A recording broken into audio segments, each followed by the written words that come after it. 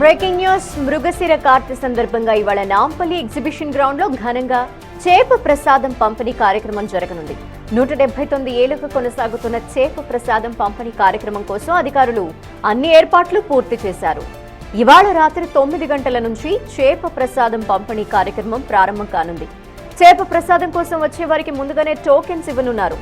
చేప ప్రసాదం కోసం 1,50,000కు పైగానే పబ్లిక్ వస్తారని అధికారులు అంచనా వేస్తున్నారు. ఏపీ, తెలంగాణతో పాటు కర్ణాటక, మహారాష్ట్ర, తమిళనాడు సహా పలు రాష్ట్రాల నుంచి ప్రజలు రానున్నారు.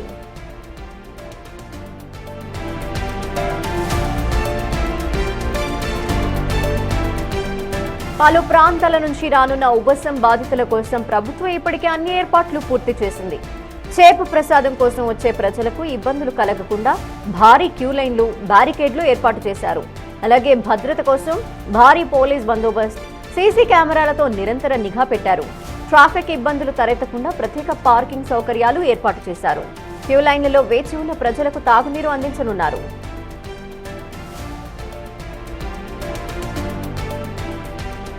మరోవైపు నాంపల్లి ఎగ్జిబిషన్ గ్రౌండ్ లో ప్రత్యేక వైద్య శిబిరాల్ని అధికారులు ఏర్పాటు చేశారు.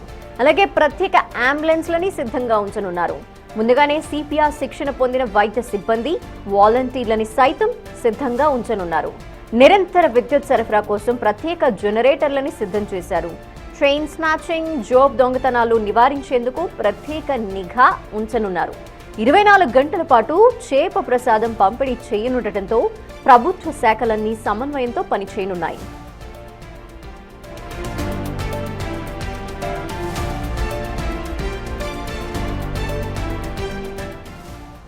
ఇక చేప ప్రసాదం పంపిణీకి సంబంధించి మరిన్ని వివరాలు మా ప్రతినిధి సుజాత అందిస్తారు. సుజాత, ప్రస్తుతం నాంపల్లి గ్రౌండ్స్ లో ఈ చేప ప్రసాదంకి సంబంధించి ఎట్లాంటి ఏర్పాట్లు చేశారు? ధనలక్ష్మి, మృగశిర కార్తె వచ్చింది అంటే అన్ని రాష్ట్రాల ప్రజలు హైదరాబాద్కి వస్తారు. మృగశిర కార్తె రోజు నాంపల్లి ఎగ్జిబిషన్ గ్రౌండ్లో చేప ప్రసాదం పంపిణీ జరుగుతుంది. ఆస్తమా, ఉబసం నుంచి ఉపశమనం కలుగుతుందని భావించి 179 సంవత్సరాల నుంచి బతిని కుటుంబ సభ్యులు చేప ప్రసాదాన్ని సరఫరా చేస్తున్నారు. ఈరోజు సాయంత్రం 9 గంటల నుంచి రేపు రాత్రి 9 గంటల వరకు ఈ చేప ప్రసాదం అందుబాటులో ఉంటుంది. ప్రస్తుతం మనం విజువల్స్లో చూడొచ్చు. దాదాపు ఈ రోజే 70,000 మంది వరకు వచ్చినట్లు చెప్తున్నారు.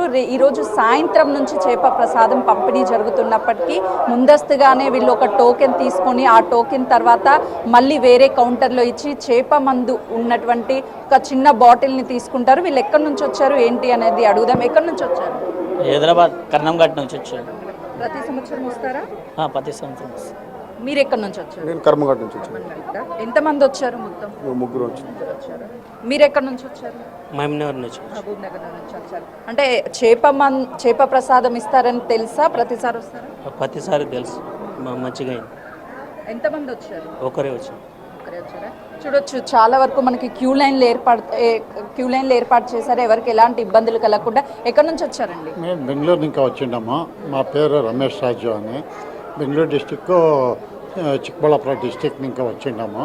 Fish medicine very good.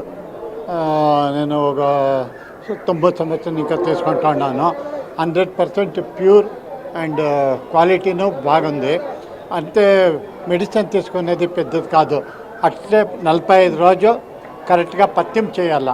అది మనిషికి అది పెడుతుంది. నా కొడుకు హర్షవర్ధన్, నా కూతురు ఐశ్వర్య, ఇద్దరు డాక్టరే. మా కొడుకు మంగళూరులో చదువుతాండారు, కూతురు ఆకాశ్ మెడికల్ దేవంపల్లి.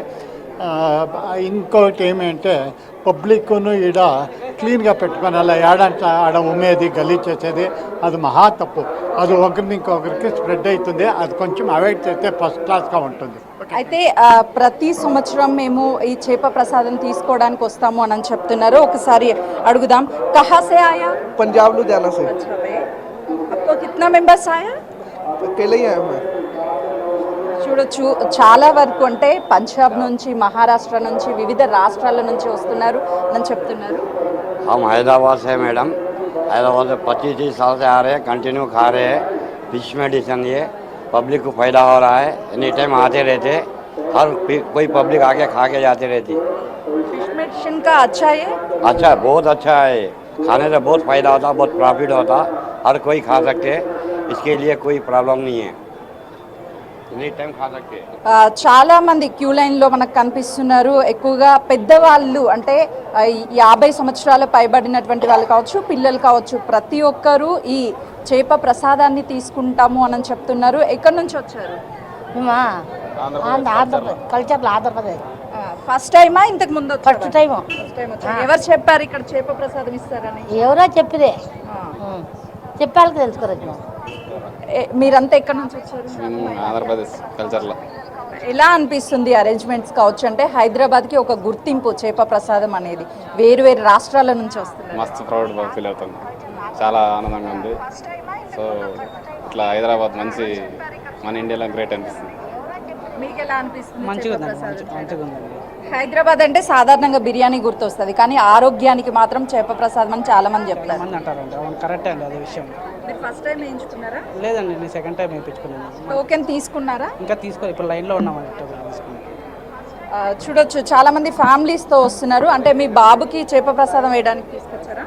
నాకు మేడం మీకు అంటే ఇక్కడ చేప ప్రసాదం దొరుకుతుంది అని ఎలా తెలిసింది? వేరే వాళ్ళు చెప్పిండ్రు మేడం. ఎక్కడ మీది? ఎక్కడ ప్రాపర్? మందర్న గోదావరి మండలి. అదే వివిధ రాష్ట్రాల నుంచి, మహారాష్ట్ర, పంజాబ్ ప్రాంతాల నుంచి వస్తున్నారు. దాదాపు 4 క్యూ లైన్లకి పైగానే ఉన్నాయి. వీళ్ళు సాయంత్రం వరకు, రేపు రాత్రి 9 గంటల వరకు ఇదే విధంగా క్యూ లైన్లు కనిపిస్తాయి. ఇక్కడ ప్రసాదం దొరకడం మహావరంగా భావిస్తారు. ఈసారి భక్తిని కుటుంబ సభ్యులు ప్రసాదం 2 రోజులు మాత్రమే కాదు, ఇంటి దగ్గర కూడా మరో 2 రోజులు అందిస్తాము, వచ్చినటువంటి ప్రతి ఒక్క భక్తుడికి చేప ప్రసాదం అందుతుంది అని చెప్తున్న రాష్ట్ర ప్రభుత్వం కూడా అన్ని ఏర్పాట్లు చేయడంతో అటు వచ్చినటువంటి వాళ్ళు భక్తులు చాలా ఆనందాన్ని వ్యక్తం చేస్తున్నారు. Dhanalakshmi. Okay, thank you Sujatha.